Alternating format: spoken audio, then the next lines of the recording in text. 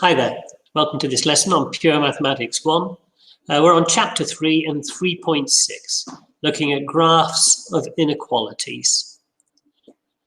Now in this lesson, what we're doing is very similar to what we did in the last lesson.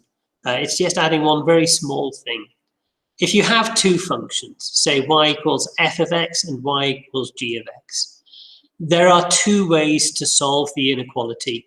F of x is less than g of x, and to interpret the results graphically. We looked at one of those ways in the last lesson. We will quickly revisit that, but to begin with, we'll look at a second way of looking at that type of inequality. So, first method, we consider the two functions separately, f of x and g of x, and we sketch the two functions separately. So we sketch f of x, we sketch g of x. Then we find the points of intersection of the two graphs where they meet each other.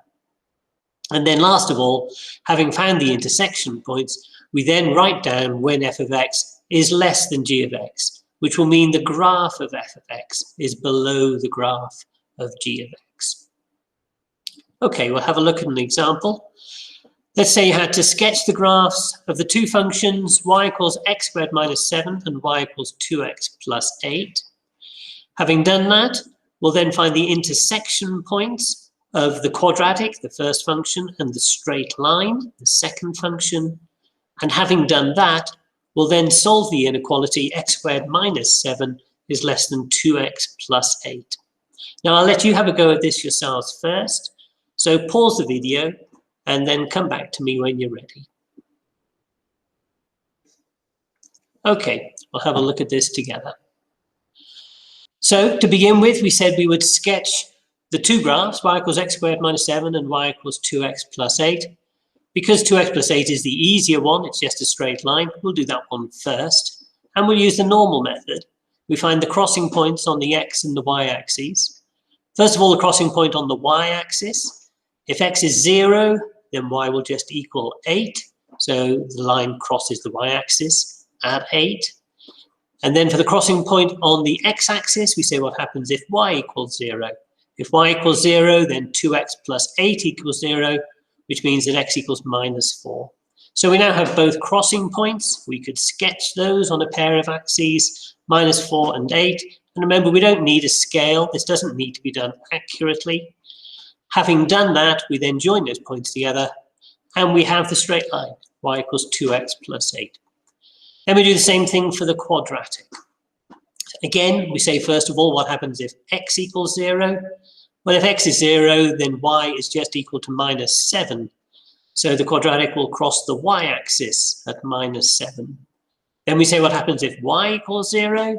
That'll mean that x squared minus 7 equals 0, which means that x squared equals 7. And then x will equal the square root of 7.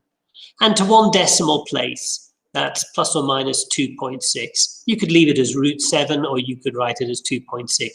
It doesn't really matter. It's not that we need to know these points exactly. It's just so that we sketch the curve roughly where it should be.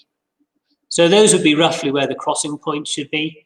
Plus 2.6 and minus 2.6 on the x-axis, minus 7 on the y-axis. Join those together, and that is y equals x squared minus 7. That's part 1 complete. Part 2, we had to find where the curve and the straight line intersect. So we're looking for those 2 points. The way we find them is by solving these equations simultaneously. The easiest way to do that, since both are equal to y, is to say that x squared minus 7 must equal 2x plus 8. Rearranging that will give us x squared minus 2x minus 15 equals 0, which factorizes into those two brackets. X minus 5 times by x plus 3 equals 0. That'll give us the x coordinates of the two crossing points. X equals 5 if the first bracket is 0, x equals minus 3 if the second bracket equals 0. We don't need to know the y coordinates, but I'll find them anyway just because it's easy to do so. Substituting those values into 2x plus 8, we can quickly find out that the intersection points are minus 3, 2, and 5, 18. And we could plot those on the curve. And then the last thing that we need to do is solve the inequality x squared minus 7 is less than 2x plus 8. So that's saying the red curve, x squared minus 7, has to be below the straight line 2x plus 8. Well, that's the case between minus 3 and plus 5. So that will be the answer to the inequality, that x has to lie between minus 3 and plus 5. Okay, we said that there were two ways. The second way you have already met. It's the method that we would have used in the previous exercise, in the previous lesson. So the second method is to combine the two functions together to create one quadratic. Having done that, we then find where that quadratic intersects the x-axis. And the solution is either when the graph is above or below the x-axis, depending on what the question asks you to find, either less than or greater than. So we'll look at exactly the same question again. So example 2, it's the same question as question 1, but simplified to just saying solve the inequality x squared minus 7 is less than 2x plus 8. So have a go this time at using the second method, pause the video, and then come back to me again when you're ready.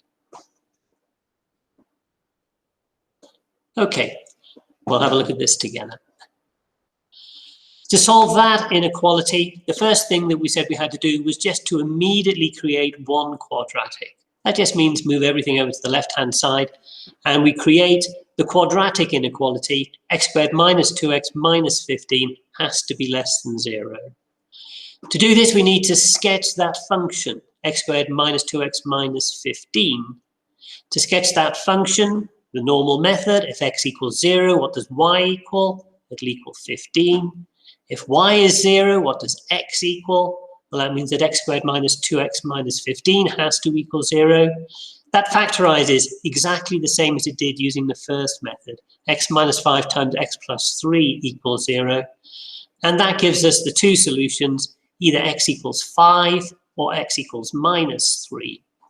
Now we can sketch the quadratic. Those will be the crossing points on the x and y axis, minus 3 and 5 on the x axis, minus 15 on the y axis. Joining those together will give us the quadratic that we want, x squared minus 2x minus 15. And then we come back to what the question is asking us to do, which is when is that quadratic less than 0, which is equivalent to the quadratic we were asked to solve initially. X squared minus 7 has to be less than 2x plus 8. These two questions mean exactly the same thing. They're just two different ways of approaching the question. But this second approach is saying, well, the quadratic has to be beneath the x-axis, so between minus 3 and plus 5, which is the same solution as we got before. So once again, we get the same answer, that x has to lie between minus 3 and plus 5. Now, you do need to understand both of those methods, and it is possible that you could be asked to use either one of them in the exam and to interpret graphically exactly what is going on. That gets us to the end of this lesson. If you have the textbook, then turn to page 50 and have a go at exercise 3F. Thank you very much for listening, and cheerio.